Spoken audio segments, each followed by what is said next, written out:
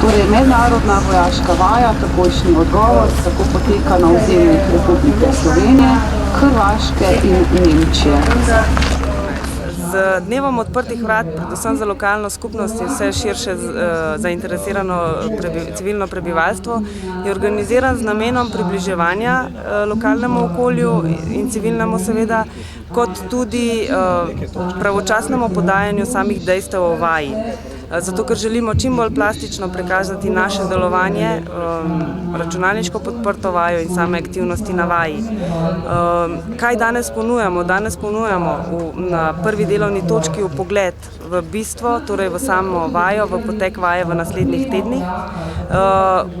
Želimo pokazati, na kakšen način poteka računalniško podprta vaja. Seveda smo omogočili tudi vožnjo z bojnimi vozili Valux, Svarun in pa Humvee.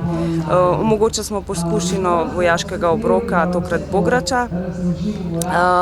Seveda je sestavni del vojske dinamika na terenu, tudi to smo zagotovili, in sicer postopke v napadu in obrambi.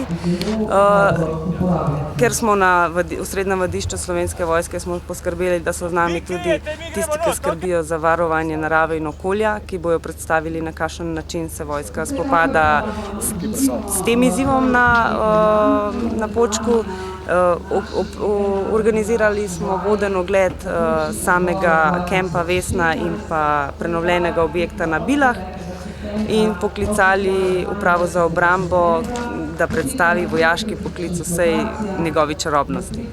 Na tej točki je prikazano, kako v Slovenski vojski ravnamo z odpadki.